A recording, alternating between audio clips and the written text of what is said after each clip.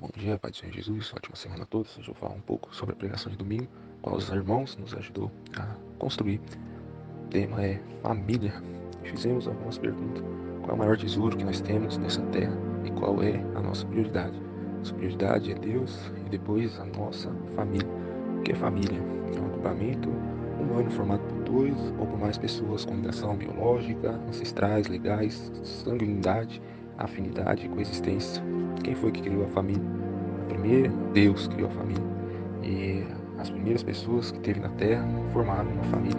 E desde o princípio, Deus criou, abençoou e incentivou a formação de família e ordenou a Adão e a Eva que frutificasse e multiplicasse.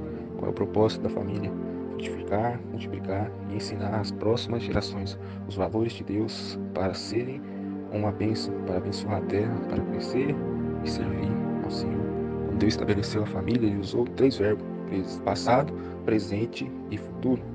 Portanto, deixará o homem seu pai e sua mãe. O verbo deixar, passado, unir-se-á, presente e tornar-se-ão, serão no futuro uma só carne.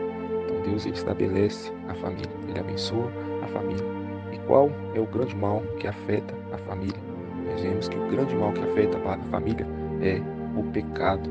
E nós vemos que quando o pecado ele entra no mundo, ele destrói os princípios e os valores de Deus em nós, os valores morais e éticos, e o homem se torna moralmente mal, deformando toda a essência, todo o caráter que Deus tinha colocado em nós. E nós vemos que o mundo se torna um mundo decaído. Entra no pecado, entra a doença, entra a velhice, entra várias deformação moral na pessoa. E nós vemos que aquelas pessoas que nós mais amamos se tornam muitas vezes aquele que nós mais lutamos. Nós vemos Adão culpando Eva, nós vemos por causa do pecado, e a Bíblia ela não esconde o pecado, ela mostra como o pecado tem deformado o homem. Nós vemos as rivalidades dos irmãos na história. Vemos que o primeiro assassinato acontece entre os irmãos Caim e Abel. Vemos Jacó e Esaú com brigas, com rivalidade, José e seus irmãos.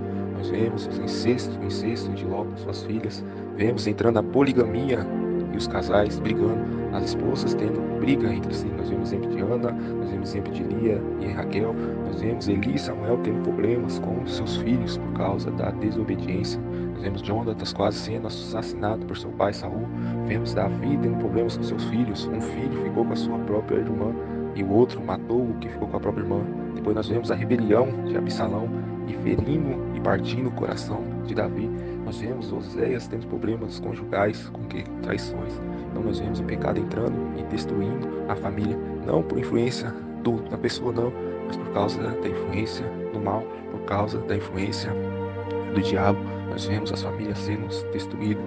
A Bíblia fala em João 10:10, o ladrão veio senão para matar, para roubar e para destruir. E nós vemos, irmãos, o Satanás tentando roubar, matar e destruir as famílias. Entendemos que a nossa luta não é contra a carne, nem contra o sangue. Vemos que o papel da família é ensinar e preparar os filhos para a próxima geração, os valores de Deus. E quem de nós tem filho pensando de ser bem-sucedido nessa terra e passar a eternidade no inferno? Nós somos espírito, alma e corpo, e não existe só um mundo, um terreno, mas existe um mundo vindouro. Vai ter a eternidade, e passarão a eternidade ou no céu ou no inferno, só existe os dois. E onde nós queremos passar a eternidade? E onde queremos que os nossos filhos passarão a eternidade? Se nós queremos que ele vá para o céu, nós temos que ensinar os valores e os princípios de Deus. 1 Coríntios 15:19 fala: se a nossa esperança em Cristo se limita apenas a essa vida, apenas desse plano terreno, nós somos os mais infelizes de todos os homens. O mundo natural ensina que o ciclo da vida é: nós nascemos, crescemos, reproduzimos e morremos. Mas Deus, ele ensina para nós: nós nascemos, crescemos, depois entendemos, ouvimos o Evangelho e entendemos que o plano da nossa vida, da existência, não é só aqui. E nós ouvimos o Evangelho, aprendemos sobre Cristo e entendemos que morremos para esse mundo, o velho homem morre. Nascemos em Cristo, um novo homem. Nós frutificamos e permanecemos. E a morte é só um passaporte para a vida eterna. O pecado afetou o mundo. O diabo é a influência má que tem deformado, incentivado as pessoas a se deformar e a se destruir. Então a nossa luta não é contra as pessoas, não é contra a carne, nem contra o sangue, mas sim contra os principados, contra as potestades, contra as hostes espirituais da maldade nas regiões celestiais.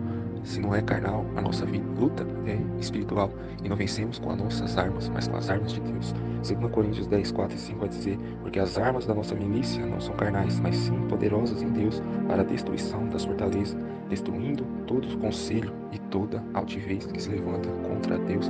Então as nossas armas, a nossa luta, as nossas armas da que nós lutamos não são carnais, não são terrenos, mas sim poderosas em Deus, são espirituais. As armas que nós lutamos, irmãos, é a oração, a arma que nós lutamos é o jejum, é a obediência à palavra de Deus, é a palavra de Deus. Nós lutamos com a palavra de Deus, profetizando, nós lutamos repreendendo o mal, nós lutamos, irmão, orando e jejuando.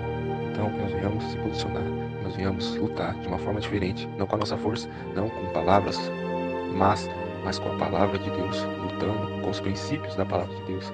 E para terminar, irmãos, nós vemos a conclusão que muitas vezes, por escolhas más ou por algo que aconteceu no passado, nós podemos estar presos ao passado, por más escolhas, por coisas que aconteceram, por mágoas e sentimentos que aconteceram lá atrás. Nós podemos não estar indo para o futuro, nós podemos estar presos ao passado. E Paulo, em Filipenses 3, 13 e 14, ele vai falar: irmão, quanto a mim, não julgo que haja alcançado, mas uma coisa eu faço, e que é, esquecendo o que para trás ficou, tudo que ficou para trás, irmão, nós devemos esquecer.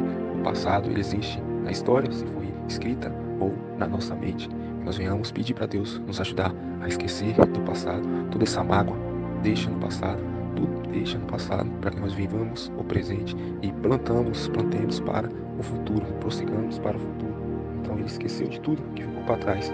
E o que ele faz? Ele avança para as coisas que estão adiante, prosseguindo para o alvo é Cristo, a fim de ganhar o prêmio do chamado celestial de Deus em Cristo Jesus, que ficou para trás, irmãos. Então nós se arrependemos e pedimos perdão a Deus. O que nós temos que fazer? Viver o hoje. Às vezes o passado está nos impedindo de viver o hoje. Às vezes o passado está nos impedindo de prosseguir para Cristo. Às vezes o passado está nos impedindo de vivermos o presente com a nossa família bem, ensinando, estruturando, ajudando.